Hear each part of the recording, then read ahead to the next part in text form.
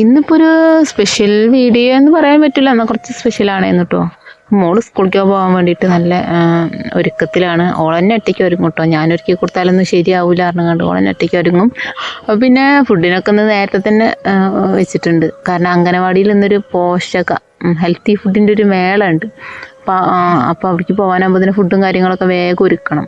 അപ്പോൾ ഒന്ന് വരണമെങ്കിൽ കുറച്ച് ടൈമാവും. അപ്പോൾ പിന്നെ ഞാൻ 2 സംഭവങ്ങൾ ഉണ്ടാക്കി കൊണ്ടുപോകുന്നുണ്ട്.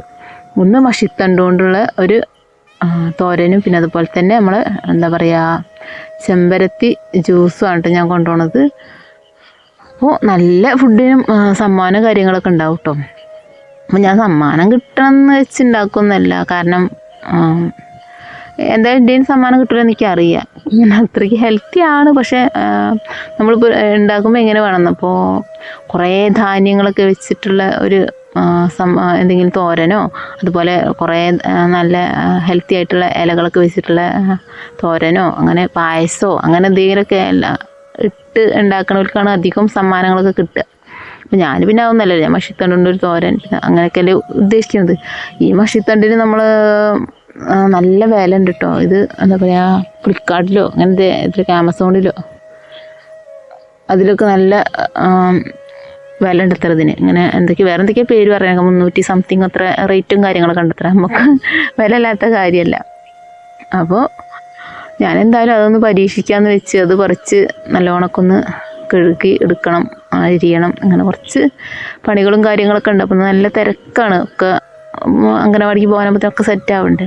പിന്നെ ഞാൻ ചെമ്പരത്തി ജ്യൂസ് അതിന് വേണ്ടിയിട്ട് അത് ഒരു ചൂടുവെള്ളത്തിലിട്ടൊന്ന് അതിൻ്റെ കളറൊക്കെ ഒന്ന് ആ വെള്ളത്തേക്ക് ആക്കാൻ വേണ്ടിയിട്ട് വെച്ചിട്ടുണ്ട്. നമ്മൾ മഷിത്തണ്ട് നമ്മളിവിടെ അരിഞ്ഞ് വെച്ചിട്ടുണ്ട്.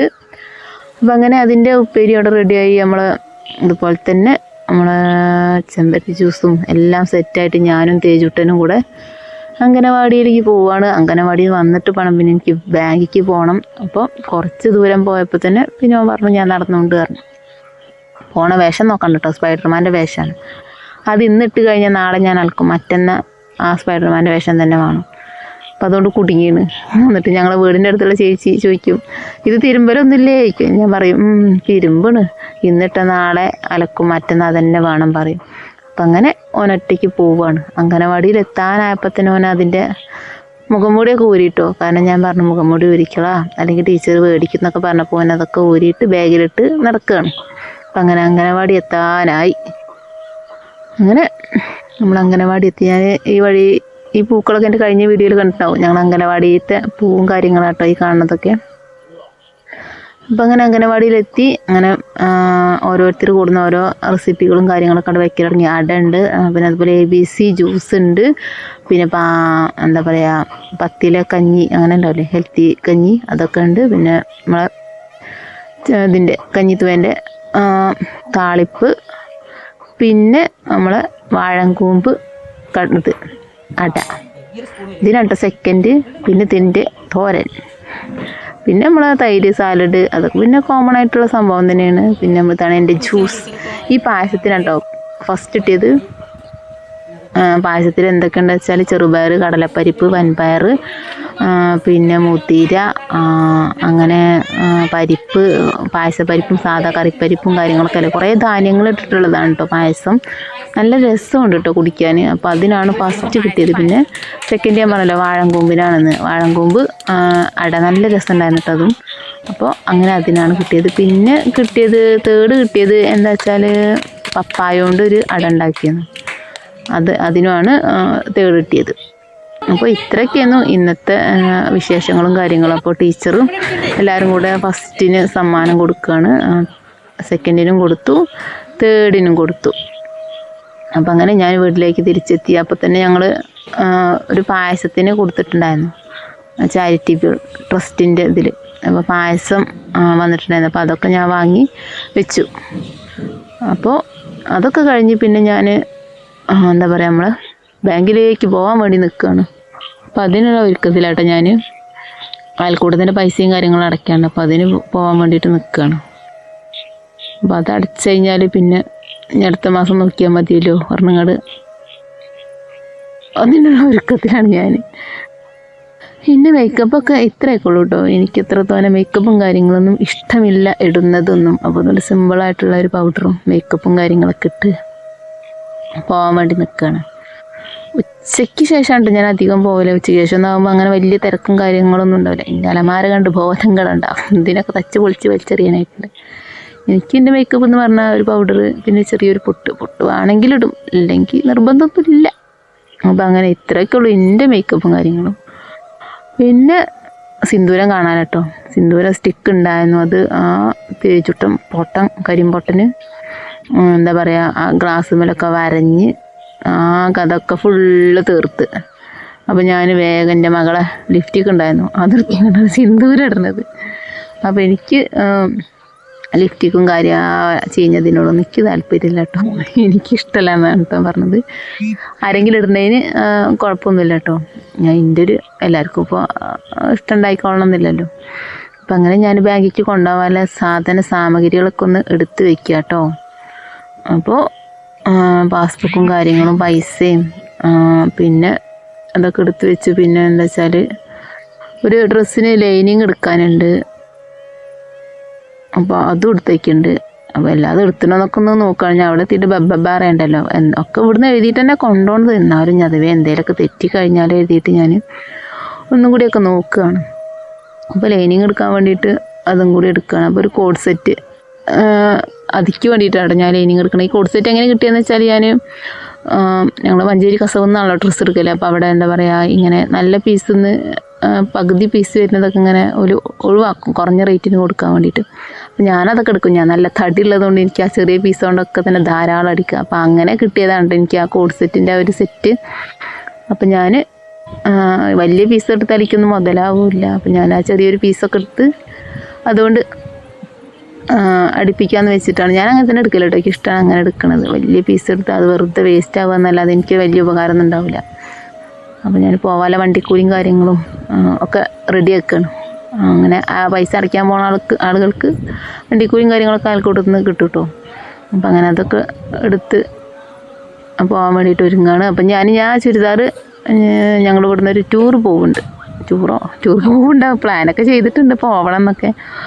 അപ്പോൾ അന്ന് പോകുമ്പോൾ ഇടാൻ വേണ്ടിയിട്ട് വെച്ചതാണ്. അപ്പോൾ അടിക്കലും കാര്യങ്ങളൊക്കെ കഴിഞ്ഞിട്ടുണ്ട്. അപ്പോൾ അന്ന് ആ ഒരു വ്ളോഗിൽ പോകുന്നുണ്ടെങ്കിൽ കാണാം. പിന്നെ എന്താ വെച്ചാൽ അപ്പോൾ എന്തായാലും ഇത്രയൊക്കെ തന്നെ ഉള്ളൂ. ഇനിയിപ്പോൾ എന്തായാലും ഞാനൊന്ന് പോവാൻ നോക്കട്ടെ. അപ്പം നല്ല വെയിലൊക്കെ ഉള്ളതല്ലേ, അപ്പോൾ ഒരു കുട എടുക്കുക എന്ന് വെച്ചു. കുടയല്ല, വെയിലുണ്ട് മഴയുണ്ട് കേട്ടോ. ഒന്ന് വെയിലോർക്കും പിന്നെ മഴയും. അതാണല്ലോ ഇപ്പോഴത്തെ കാലാവസ്ഥ.